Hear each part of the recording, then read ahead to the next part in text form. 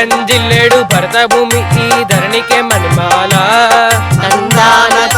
కవి గాయకులకు దాన ధర్మాలకు నిలయము ఈ నేల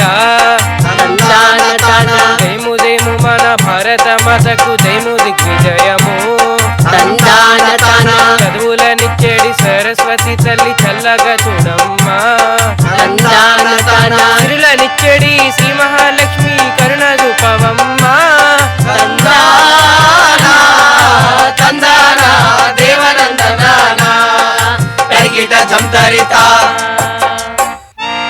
అందరికీ నమస్కారం. మనం ఈ రోజు నిత్యాన్నదాతగా ఆంధ్రుల అన్నపూర్ణగా పేరుగాంచిన శ్రీమతి డొక్కా సీతమ్మ గారి గురించి చెప్పుకుందాం. నువ్వు అన్నదాత గురించి అనగానే నాకు ఆకలి వేస్తుందేమిటి? ఇప్పుడే కదా కుంభాల్ లాగించావు, అయినా ఆకలి వేస్తుంది. ముందు ఈ కథ విను, తర్వాత ఏదైనా తిను. మీరు మొదలు పెట్టండి.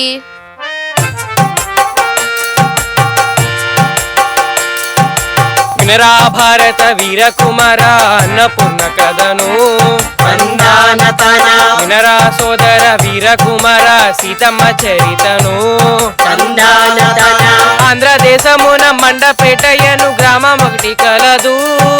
రామ రామ జయ రామ రాఘవ రామ రఘురామ. భవానీ శంకరం నరసమ్మ సీతమ్మ మాత పితలు. రామ రామ జయ రామ రాఘవ రామ రఘురామ. తల్లిదండ్రులే గురువులై విద్యలన్నీ నేర్పినారు. రామ రామ జయ రామ రాఘవ రామ రఘురామ. కంటి పాప వలె గారాభంగా ఆమెను పెంచారు. రామ రామ జయ రామ రాఘవ రామ రఘురామ. చదువు సందేలో పేరు పొందిన చక్కనమ్మ కదరా. రామ రామ జయ రామ రాఘవ రామ రఘురామ. 10 మందికి నీ ప్రేరణనిచ్చే వర్తమాన కదరా.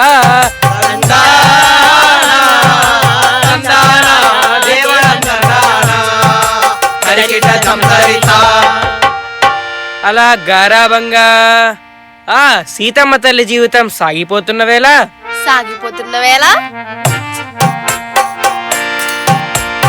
చిన్నతనమున తాను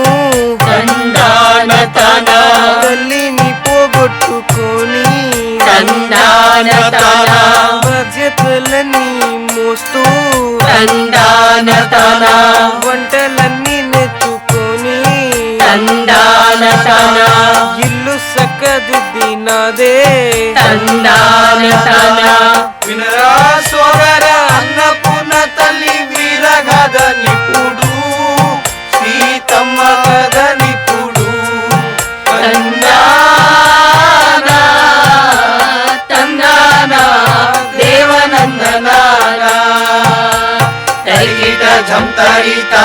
ఆ గోదావరి పరివాహక ప్రాంతంలో లంకల గన్నవరం అనే ఊరు ఉంది. ఎందుకు లేదు? అదే మా అత్తవారి ఊరు. మరెన్నడూ చెప్పనే లేదు. ఏం చెప్పమంటావు? ఆ ఊరు గురించి, నా భార్య గురించి. నీ భార్యకే చాలా మంచిది కదూ. మంచిదే. ఒకసారి నా భార్యకు నాకు ఒక విషయంలో చిన్న వాగ్వాదం వచ్చింది.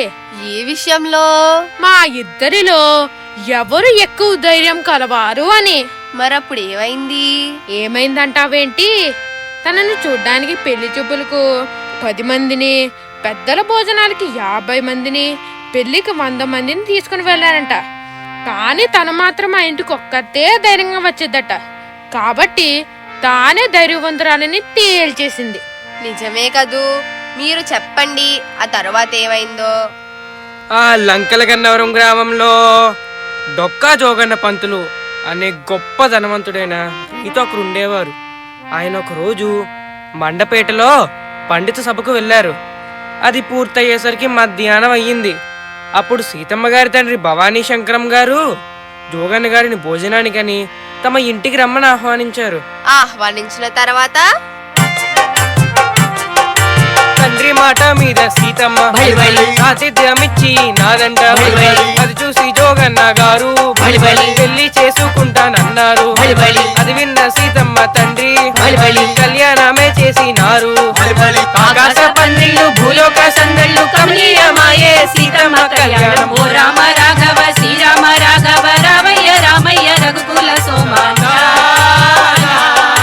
తందన దేవనందనాన కలికిట సంచరిత.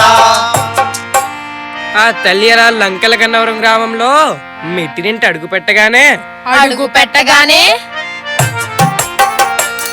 ఆమె ఇంటి పేరు మారినది, ఒక సీతమ్మ అయినది. ఆ భార్య భర్తలిద్దరు ఎంతో ఆప్యాయంగా బ్రతికినారు. ఎంతో మందికి ఎన్నెన్నో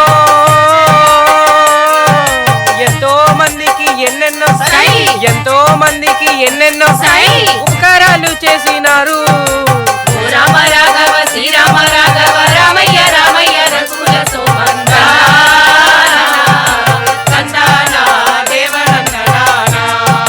కలికిట సంచరిత. ఆ కాలంలో గోదావరి దాటాలంటే ఒకే ఒక్క ప్రయాణ సాధనం పడవ.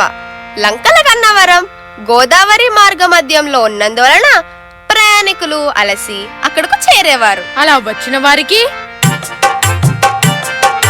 భర్తతో కలిసి ప్రయాణికులకు భోజనాలు పెట్టేది.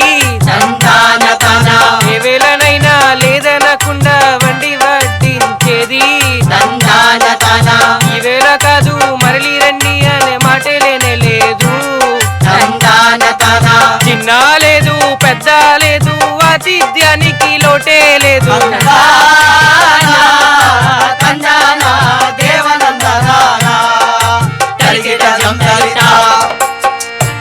అలా కొంతకాలం గడిచిన తరువాత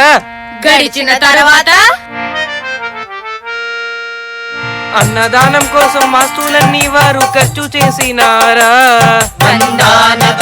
అతిథుల కోసం రాత్రి పగలు ఎదురు చూసినారా.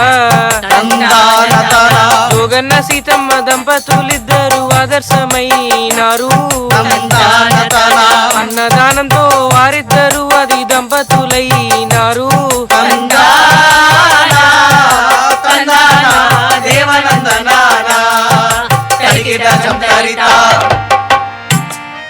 అన్నం పరబ్రహ్మ స్వరూపం అని భావించి ఎంతో మంది ఆకలి తీర్చి నిత్య అన్నదాతగా పేరు తెచ్చుకున్న శ్రీ డొక్కా సీతమ్మ గారి పేరును మన రాష్ట్ర ప్రభుత్వం అన్నదాన క్యాంటీన్లకు పెట్టాలనుకోవడం ఎంతో ముదావహంగా ఉంది.